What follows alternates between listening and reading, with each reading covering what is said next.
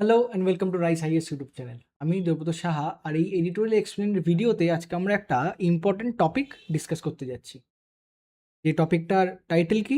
Debunking the perception of safety in bottle water in India. তো এই যে আর্টিকেলটা আপনাদেরকে পড়তে হতো, সেটা তো আপনারা অলরেডি আজকে সকালের ভিডিওর মাধ্যম দিয়ে জেনে গেছিলেন, সেটা of the what to read from today's Hindu news paper. আর সেই রিলেটেড আপনারা ইউপিএসসি কন্টেন্ট, আমাদের UPSC aligned content English as well as বাংলাতেও পেয়ে গেছিলেন। আপনারা নিশ্চয়ই পড়েছেন সেই কন্টেন্টটা। এখন আমরা সেই কন্টেন্ট রিলেটেড কিছু ডিসকাশন করব, যাতে আপনাদের আরও ক্ল্যারিটি হয় এই টপিকের উপরে। তো চলুন শুরু করা যাক। তো টপিকটা শুরু করার আগে এই আর্টিকেলটা দেখতে পাচ্ছি, আর্টিকেল টাইটেলটা unpacking the myth of safe bottled water in India. এই আর্টিকেলটা আমাদেরকে কোথায় হেল্প করবে? এটা আমাদেরকে ইউপিএসসি মেন্স জিএস পেপার 3 এনভায়রনমেন্টে হেল্প করবে। কেন কি এখানটা আমরা এরকম অনেক ইম্পর্টেন্ট টপিক দেখবো বা ওয়ার্ড দেখবো, কিওয়ার্ড দেখবো, যেটার উপরে বারবার ইউপিএসসি প্রশ্ন জিজ্ঞেস করেছে। আর এরকম একটা থিম, সেটা হলো পলিউশনের মধ্যেও প্লাস্টিক পলিউশন, তার মধ্যে কন্টামিনেশন অফ প্লাস্টিক পলিউশন, এটাও কিন্তু খুব ইম্পর্টেন্ট ইউপিএসসি পার্সপেক্টিভ দিয়ে। তো চলুন শুরু করা যাক। তো শুরু করার আগেও আমরা যেরকম বলছিলাম প্রশ্ন আসে, তো সেরকমই একটা প্রশ্ন চলুন ডিসকাস করে নিই, মডেল প্রশ্ন, যে কিরকম হতে পারে। The rapid growth of bottled water consumption in India highlights a trade-off between perceived safety and emerging health and environmental risk. Critically analyze challenges posed by the packaged drinking water industry and suggest multi-sectoral strategy to ensure sustainable and equitable access to safe drinking water. প্রশ্নটা কি বলছে? একটা problem আছে, সেই প্রবলেমটাকে solve করার জন্য আপনাকে একটা হোলিস্টিক ওয়ে ফরওয়ার্ড দিতে হবে, সলিউশন দিতে হবে। সেটা আপনাকে 250 ওয়ার্ড 15 নম্বরে লিখতে হবে। আর আমি এটা আশা করব যে ভিডিওটা দেখার পরে, কন্টেন্টটা পড়ার পরে আপনাদের ক্ল্যারিটি পেয়ে গেছেন, ভিডিওটা দেখার পরে আরও ক্ল্যারিটি পেয়ে এই কোশ্চেন অ্যান্সারটা আপনারা লিখবেন।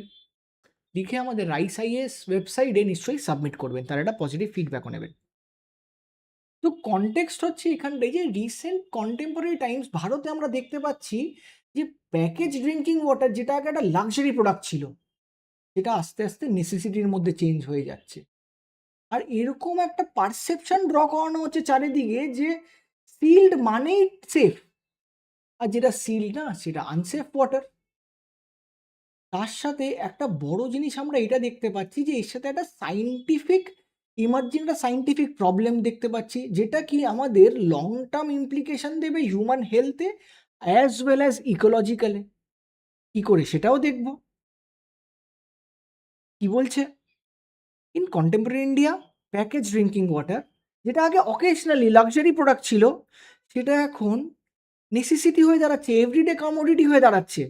কেন কি লোকেদের মিউনিসিপ্যাল ওয়াটার, সাপ্লাই ওয়াটারের উপরে ডিস্ট্রাস্ট আসছে। আর এইরকম একটা ধরা হচ্ছে যে প্লাস্টিক সিল ওয়াটার ইনহেরিটেন্টলি সেফ, তার মধ্যে কোনো প্রবলেম থাকতেই পারে না। এতে প্রবলেম কি হচ্ছে যে ইনভিজিবল কেমিক্যাল আর ফিজিক্যাল কন্টামিনেন্ট দিয়ে আমাদের হিউম্যান হেলথ তো রিস্কে আসছেই, তার পাশে একটা long term human health risk হচ্ছে, তার সাথে ইকোলজিক্যাল স্টেবিলিটিও কোথাও একটা ভঙ্গ হচ্ছে। তো এটা আমরা কনটেক্সট দেখলাম। তো আমরা দেখি ব্যাকগ্রাউন্ড কি, তার মানে প্যাকেজ ড্রিঙ্কিং ওয়াটারের গ্রোথ কি এতটাই বেশি যে সেটাকে নিয়ে আমাদেরকে চিন্তা করতে হবে? একদমই তাই। কেন কি 2025 থেকে 35-এ এটা ধরা হচ্ছে যে compound annual growth rate of this package drinking water market, যেটা গ্লোবালি খুব বাড়ছে, সেটা 6.5% দিয়ে বাড়বে। CAGR, compound annual growth rate, এটা 6.5 দিয়ে প্রজেক্ট করা হচ্ছে বাড়বে। তার জন্যই তো এই চিন্তা, কেন কি এর সাথে তো আরো কিছু প্রবলেমস আসছে। তো আমরা দেখি যদি এক্সপ্যানশন হয়, তবে কি কি জিনিস হতে পারে এক্সপ্যানশনের জন্য? তো প্রথম যেটা হতে পারে যে র্যাপিড আরবানাইজেশনের জন্য আর এজিং ইনফ্রাস্ট্রাকচারের জন্য আমরা এই প্যাকেজ ড্রিঙ্কিং ওয়াটারের উপরে বেশি ডিপেন্ডেন্ট হয়ে যাব। তার জন্যই তো এরকম একটা স্কোর আসছে 6.5 গ্রোথ রেট দিয়ে। কেন কি র্যাপিড আরবানাইজেশন যখনই হবে আর যখনই আমাদের ইনফ্রাস্ট্রাকচার তার কম্প্যারিজনে স্পিড নেবে না, তখন অটোমেটিক্যালি আমরা বটল ওয়াটারের জন্য ডিপেন্ডেন্ট হব। অ্যাট দি সেম টাইম তার সাথে কিন্তু আমাদের মিউনিসিপ্যাল যে ওয়াটার, তার এগেনস্টও একটা ডিসস্যাটিসফ্যাকশান আসবে, আর ততটাই গ্রাউন্ড ওয়াটার কন্টামিনেশনও বাড়বে। ইনফ্রাস্ট্রাকচার খারাপ, বারবার একটা ভিশিয়াস সাইকেলে চলছে। আর কেন কি এই প্যাকেজ ড্রিঙ্কিং ওয়াটার এখন এতটাই রেগুলারাইজড হয়ে গেছে যে এটা এখন সব জায়গায় পাওয়া যাচ্ছে, ডেলি কনজাম্পশন রুটিনের মধ্যে চলে আসছে। কেন কি এটা বাড়ছে, তার সাথে রুটিনাইজেশনও হচ্ছে এটা। আর তার সাথে যেরকম আগেই বলছিলাম যে সিল্ড মানেই যে সেফ, এই যে একটা ভুল পারসেপশন, সেটাও তো আরও বাড়ছে। কেন কি ইনভিজিবল কন্টামিনেশনগুলোকে আমরা কনসিডারই করছি না। তো এই গ্রোথ রেটের সাথে এই জিনিসগুলো ইমপ্লিসিটলি লিঙ্কড। আচ্ছা, এই গ্রোথ রেট যে হচ্ছে, তার জন্য ইনস্টিটিউশনাল আর আমাদের কি রেগুলেটরি ফ্রেমওয়ার্ক কিছু আছে? হ্যাঁ, আছে। আমরা জানি food safety and standard authority of India, যেটাকে ফাসাই বলি আমরা, যেটা 2006-এর অ্যাক্ট দ্বারা স্থাপিত করা হয়েছিল। সে খাবার নিয়ে ডিল করে। অ্যাট দি সেম টাইম যে ব্যুরো অফ ইন্ডিয়ান স্ট্যান্ডার্ড, সে টেকনিক্যাল স্পেসিফিকেশনসগুলো দেখে। কিন্তু এখানটা আমরা দেখতে পাচ্ছি একটা রেগুলেটরি গ্যাপ কোথাও একটা থেকে যাচ্ছে। কেন? কেন কি মাইক্রোবিয়াল কন্টামিনেশন কন্ট্রোল তো হচ্ছে, কিন্তু কিছু স্পেসিফিক হেভি মেটেরিয়াল বা যেরকম উদাহরণ দিই মাইক্রোপ্লাস্টিক অ্যান্ড ন্যানোপ্লাস্টিক, এইগুলোর যে কারেন্ট ম্যান্ডেট বা কারেন্ট যে সিলিং লিমিটগুলো হওয়া উচিত, সেইগুলো হচ্ছে না, ঠিক করে দেখা হচ্ছে না। তার জন্য কোথাও একটা ইভলভিং রেগুলেটরি গ্যাপ আমরা দেখতে পাই। কেন কি রুটিন টেস্টিং হচ্ছে না, সেগুলোর ব্যাপারে আরও আমরা ডিটেলে পরের দিকে পড়বো। এইটা হলো আপনি কনটেক্সট আর ব্যাকগ্রাউন্ডে একটা আইডিয়া পেয়ে গেলেন টপিকের ব্যাপারে। তো আপনি এইটুকু তো বুঝতে পারলেন যে এই যে প্যাকেজ ড্রিঙ্কিং ওয়াটার, এটা সবসময় সেফ না। এবার কেন সেফ না, এটাও চলুন আমরা একবার দেখে নিই যে এই মাইক্রোপ্লাস্টিক এটা ইনভিজিবল থ্রেট কি করে। তো প্রথম হলো আমরা প্রথমে জেনে নিই যে প্লাস্টিকের দু রকম। একটা যেটা হলো মাইক্রোপ্লাস্টিক, যেটাকে আমরা বলি লেস দেন 5 মিলিমিটার। আর তারপরেই আসে মাইক্রোপ্লাস্টিক, যেটা হলো less than 1 micrometer. I am sorry, microplastic যেটা হলো লেস দেন 5 মাইক্রোমিটার, আর ন্যানোপ্লাস্টিক যেটা হলো লেস দেন 1 মাইক্রোমিটার। এইটা এনভায়রনমেন্টের হেলথকে কিন্তু কনসার্ন করছে, তার ইভেন স্মলার।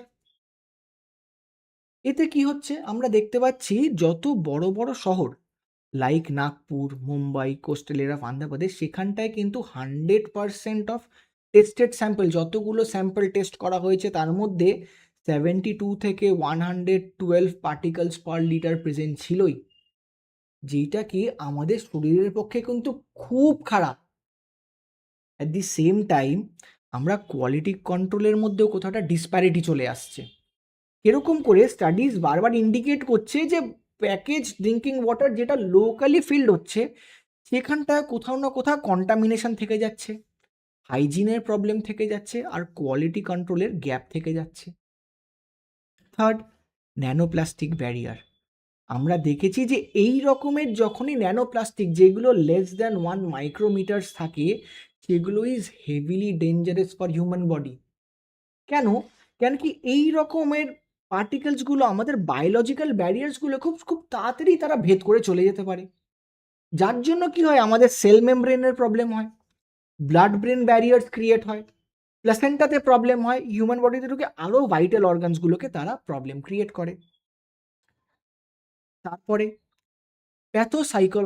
প্যাথোফিজিওলজিক্যাল ইম্প্যাক্ট, যেখানটা আমরা দেখতে পাচ্ছি এই রকমের প্লাস্টিক কন্টামিনেশনের জন্য আপনার মধ্যে কিন্তু অক্সিডেটিভ স্ট্রেস বাড়ছে, ক্রনিক ইনফ্লামেশন হচ্ছে, আর সেলুলার ড্যামেজ হচ্ছে। আমরা দেখছিলাম একটা জায়গায় যেখানটায় আপনার বডিতে এরকম প্রবলেম হচ্ছে, এই প্লাসেন্টা ইন্টারনাল বডিতে, আমরা দেখছি সাইকোলজিক্যালি এইখানটাও কিন্তু প্রবলেম হচ্ছে। যেরকম Trojan horses, by absorbing heavy metals and pathogens into the body, তারা টর্জেন হর্সেসের মতন অ্যাক্ট করছে, যারা এরকম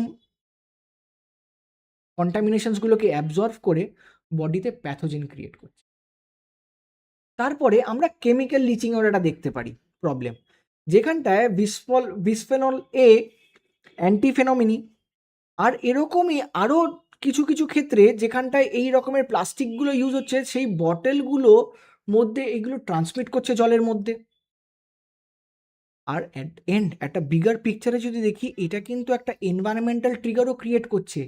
কেন কি, কোনো যখন জলের বোতল ডাইরেক্ট সানলাইটের সাথে এক্সপোজ হয়, কেন কি এরা তো আলাদা আলাদা জায়গায় আছে, কিন্তু কিছু কিছু ক্ষেত্রে এটা ট্রিগার হচ্ছে, যেরকম জলের বোতলটা সানলাইটে নিয়ে গেলে কিছু কিছু প্লাস্টিক তারা কিছু জিনিস রিলিজ করছে, যার জন্য জলটা আবার কন্টামিনেট হয়ে যাচ্ছে। সেকেন্ড, ক্রনিক টক্সিসিটিও বাড়ছে তাতে, যেরকম অ্যাকিউট ব্যাকটেরিয়াল পয়জনিং, যেটা চোখে পড়ছে না, লোকেদের নর্মাল চোখে তো পড়বে না, কেন কি এটা কিউমুলেটিভ টক্সিক, আজকে হচ্ছে আজকে একটা লং টার্ম এফেক্টে আমরা দেখতে পারবো এইটাকে। আর তার সাথে অ্যাট দি এন্ড আমরা তো জানি যে একটা রেগুলেটরি ব্লাইন্ড স্পট তো থেকেই যাচ্ছে, কেন কি আমরা প্রথমেই দেখছি ফাসাই আর বিউরো অফ ইন্ডিয়ান স্ট্যান্ডার্ড, এদের মধ্যে নতুন যে প্রবলেমসগুলো আছে সেগুলোকে ডিল করার জন্য তাদের কাছে ক্যাপাবিলিটিস নেই, বা রেগুলেটরি গ্যাপ নেই, বা সেই রকমের ইনস্ট্রাকশন বা ইনফ্রাস্ট্রাকচার নেই, তাতে একটা ককটেল এফেক্ট ক্রিয়েট হচ্ছে। তো আমরা তো দেখতে পারলাম যে এই প্লাস্টিকগুলো ইউজ করলে কি কি প্রবলেম, কি কি থ্রেট আছে। আমরা এবার দেখি এই প্লাস্টিকগুলো ইউজ করার জন্য প্যাকেজ ড্রিঙ্কিং ওয়াটার কি কি প্রবলেম করছে। আমরা দুটো ভাগে দেখলাম, আমি ক্ল্যারিফাই করে দিই আবার, যে প্রথম পার্টটা যেটা আমরা ড্রব্যাক দেখলাম সেটা হলো এই প্লাস্টিকগুলোর ড্রব্যাক। এই পার্টে আমরা দেখব যে প্লাস্টিকগুলোর জন্য প্যাকেজ ওয়াটার ইন্ডাস্ট্রি তার কি ইস্যুস আসছে।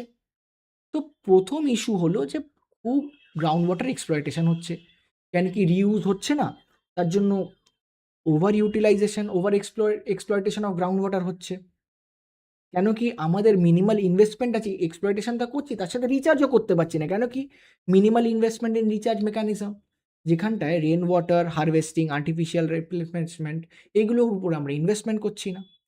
তার সাথে এই যে যখন একটা জল যখন রিভার্স অসমোসিসের প্রসেস দিয়ে যায়, এরকম অনেক মাইক্রো মিনারেলস আর মেটাল যেগুলো বডির জন্য হেল্পফুল, সেগুলোকেও সরিয়ে দেওয়া হচ্ছে, যেগুলো WHO দ্বারা রেকমেন্ডেড। কিন্তু কেন কি এইটাকে রিভার্স অসমোসিসের মাধ্যম দিয়ে পিউরিফাই করা হচ্ছে, যেই মেটালসগুলো বা যেই পার্টিকেলসগুলো বডির জন্য হেল্পফুল ছিল, সেখানটাও আমরা দেখতে পাচ্ছি একটা সেটাও বডি পাচ্ছে না। তার সাথে একটা এনভায়রনমেন্টাল ফুটপ্রিন্ট তো লেগেই আছে, যেখানটায় only 13% single use bottle, PET bottles. তার সাথে এটা কিন্তু এফেক্টিভ রিসাইকেলিং হচ্ছে না, তার মানে 100-র মধ্যে অনলি 13টা বোতলই রিসাইকেল হতে পারবে। তাতে কিন্তু ইকোলজিক্যাল হার্মটা আরও বাড়ছে, অ্যাম্প্লিফাই হচ্ছে। আর তার সাথে যেরকম প্রথমেই বলছিলাম, সিল্ড মানেই যে সেফ, এই রকম একটা মিস ইনফরমেশন অ্যাসিমেট্রি আছে, যেখানটায় লোকেরা সবসময় এটা ভাবছে যে পিউরিফাইড ওয়াটার মানেই ভালো, তার মধ্যে যত টিডিএস কম ততই ভালো, টোটাল ডিজলভ সোর্সেস যত কম ততটাই ভালো, কিন্তু সেটা তো না, এর জন্যই একটা প্রবলেম এটার। তো এটা তো গেলাম প্যাকেজ ড্রিঙ্কিং ওয়াটারের দিকে, যেরকম আমি বারবার বলছিলাম যে ফাসাই আর বিআইএস এর মাঝখানের জন্য কোথাও একটা রেগুলেটরি গ্যাপ হচ্ছে, সেটাও একবার দেখে নিই যে ক্রিটিক্যাল গ্যাপটা কোথায় হচ্ছে, এরপরে তবে আমাদেরকে ওয়ে ফরওয়ার্ড করতে সুবিধা হবে। কেন, প্রথমে আমরা দেখে নিলাম যে মাইক্রো প্লাস্টিকের কী প্রবলেম হবে, ন্যানো প্লাস্টিক দিয়ে কী প্রবলেম, সেটার জন্য আমাদের প্যাকেজ ড্রিঙ্কিং ওয়াটারে কী প্রবলেম হচ্ছে, আর এটা কেন পারসিস্ট করছে, কেন কি রেগুলেটরি ল্যান্ডস্কেপে কিছু ক্রিটিক্যাল গ্যাপস থেকে যাচ্ছে, সেটা কি সেটা দেখে নেব। তবে আমাদেরকে একটা হোলিস্টিক আন্ডারস্ট্যান্ডিং হবে ওয়ে ফরওয়ার্ডের সময়। প্রথমেই কেন কি 2024-এ একখানা শিফট আমরা দেখতে পেরেছিলাম, রেগুলেটরি শিফট, যেখানটায় ফাসাই ম্যান্ডেটারি যেটা আগে বিআইএস থেকে ম্যান্ডেটারি ছিল, সেই ম্যান্ডেটারি রিমুভ এই যে পারমিশনটাকে সরিয়ে দিয়েছিল, আর জলটাকে একটা হাই রিস্ক ওয়াটার ক্যাটাগরির মধ্যে ঢুকিয়ে দিয়েছিল, যেখানটায় অ্যানুয়াল থার্ড পার্টি অডিটস হওয়ার কথা ছিল।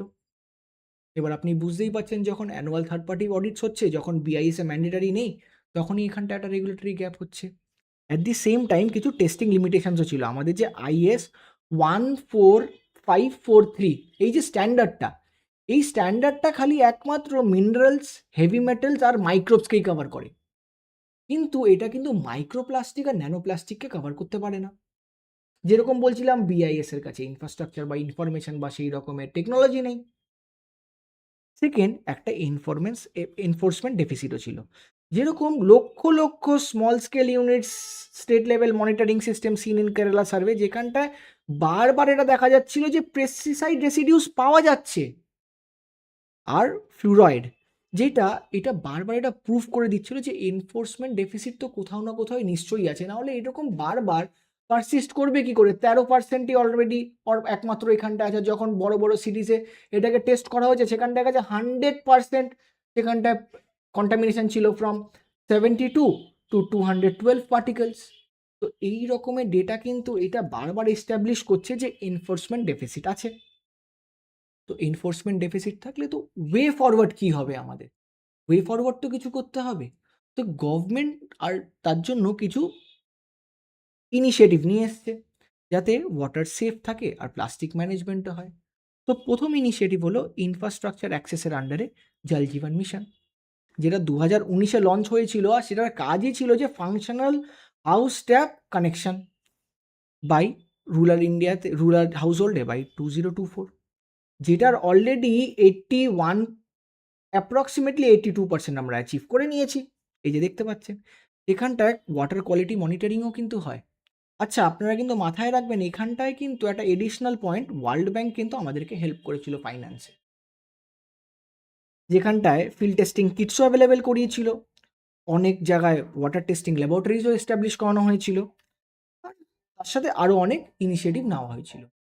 সেকেন্ডে আমরা দেখতে পাচ্ছি অমৃত 2.0, যেটার ফুল ফর্ম হলো গিয়ে Atal mission for rejuvenation and urban transformation 2.0, যেটা ওয়াটারকে সিকিওর করার কথা বলছে, যেখানটায় এটা ইউনিভার্সাল কভারেজ করবে 100% ওয়াটার সাপ্লাই 4700+ স্ট্যাটিউটারি টাউন্সে। অনেক জায়গায় সার্কুলার ইকোনমি ক্রিয়েট করবে, রিইউজ করবে, বার্ডেনটাকে কমাবে। তার সাথে টেকনোলজিক্যাল ইন্টিগ্রেশন হবে, পেজল সুরক্ষণ। এতে কি হবে, আপনার হেলথটাকে ফস্টার হবে আর কম্পিটিশন অ্যামং সিটিজ হবে, যাতে তারা বারবার ওয়াটারটাকে রিউজ করতে পারে আর একটা তাদের কোয়ালিটিটাকেও এনহ্যান্স করতে পারে, ওয়েস্টেজ যাতে কম হয়।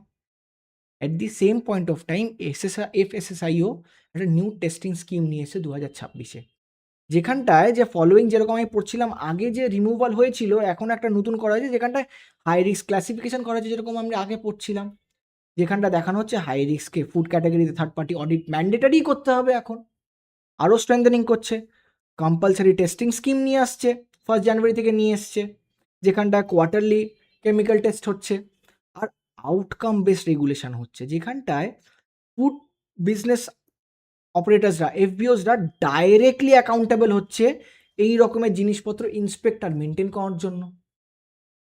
আর সবাই শেষে আমরা এই মাইক্রো প্লাস্টিক এইটাকে তো কোথাও আমাদেরকে একটা অ্যাড্রেস করতে হবে। তো সেটাকে অ্যাড্রেস করার জন্য আমরা প্লাস্টিক ওয়েস্ট ম্যানেজমেন্ট রুল নিয়ে এসেছি। আপনারা জানেন যে আর্টিকেল 21 এনশিওর করে যে সেফ এনভায়রনমেন্ট। তো তার জন্য এই plastic waste management rules 2024 and 2025 সেখানটায় আমরা ডেফিনেশন দিয়েছি যে মাইক্রোপ্লাস্টিক কার, যেরকম 1 মাইক্রন টু 1000 মাইক্রন। তার সাথে এক্সটেন্ডেড প্রডিউসার রেসপন্সিবিলিটি ক্রিয়েট করেছি, যে আপনি খালি এটাকে প্রডিউস করে দিলেই হবে না, যে আপনি প্রডিউস করে দিলেন আপনার রেসপন্সিবিলিটি শেষ না। প্রডিউস করে দেওয়ার পরে এটাকে আপনাকে অ্যাসিওর করতে হবে যাতে আপনি সেটাকে রিসাইকেলও করেন। এনি কোম্পানি এক্স কোম্পানি যে কোনো একটা বটল বানাচ্ছে, তাকে এটা ইনশিওর করতে হবে সেই বটলটা যাতে রিইউজ হয়, রিসাইকেল হয়। তার সাথে একটা ডিজিটাল ট্রেসেবিলিটিও আমরা রেখেছি কিউআর কোড বারকোডের মাধ্যম দিয়ে।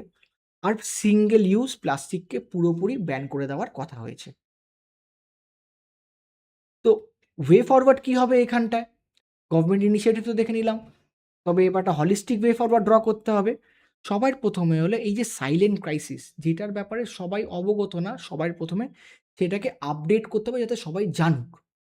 কেন কি এইটা কিন্তু কিউমুলেটিভ ওয়েতে দেখা যায়, এখনই দেখা যাবে না, over the period of time দেখা যাবে। আর যখন দেখা যাবে তখন যদি একটু বেশি লেট হয়ে যায়, তবে এরকম নিয়ে আসতে হবে যেখানে রুটিন বারবার চেক হবে ফেসাই দ্বারা।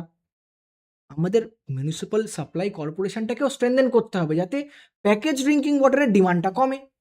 আর লোকেদের যাতে তাদের উপরে বিশ্বাস আসে, সেটা কী করে হবে? জল জীবন মিশনের মাধ্যম দিয়ে। At the same point of time আমাদেরকে সাস্টেনেবল অল্টারনেটিভসও নিয়ে আসতে হবে, যেখানটায় আমরা হাউস হোল্ডকেই আমরা ইনসেন্টিভাইজ করতে পারি যে আপনারা এই সিস্টেম বসান না যাতে আপনারা এই জল ইউজ করতে পারেন। কেনই আপনারা বারবার বেশিরভাগ মিউনিসিপ্যাল সাপ্লাইয়ের উপরে ডিপেন্ডেন্ট থাকবে? আপনারাই নিজেরা হারভেস্ট করুন।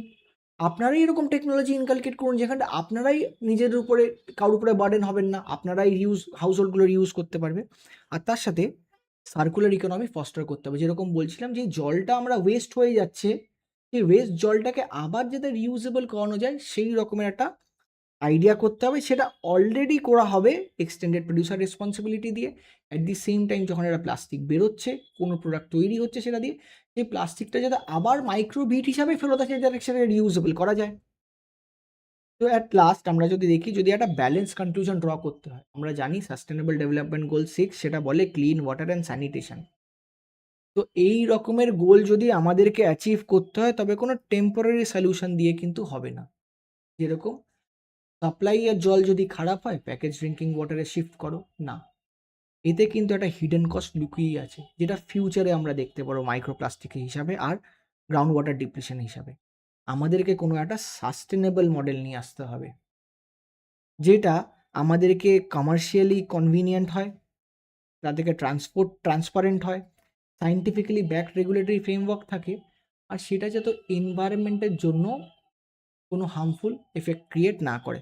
তার লং টার্ম এফেক্ট দুটো সিটিজেনের জন্যও কমাতে হবে অ্যাজ ওয়েল অ্যাজ এনভায়রনমেন্টের জন্যও কমাতে হবে। তো এই ভিডিও আজকে এটুকু অবধি। আমি বলছি আপনারা, আবার বলছি যে আপনারা যারা যারা বাংলাতে ইউপিএসসি মেন্স এক্সাম দিতে ইচ্ছুক আপনারা এই কন্টেন্টটাও পড়তে পারেন। এই কন্টেন্টটাও কিন্তু ওয়েল রিসার্চড কন্টেন্ট, আর এটা আপনাদেরকে গুড মার্কস ফেচ করবেই মেন্সে। তো এই কন্টেন্টটা আপনাদের যাদের যাদের ইংলিশে একটু প্রবলেম হয় আর আপনার মনে হয় যে কনসেপ্ট আর কন্টেন্টের মধ্যে কোথাটা গ্যাপ থেকে যাচ্ছে ল্যাঙ্গুয়েজের জন্য, আপনারা কিন্তু আর সেটাকে নিয়ে চিন্তা করতে হবে না, কেন কি রাইসাইস এরকম কন্টেন্ট আপনাদেরকে রেডিমেড প্রোভাইড করাচ্ছে।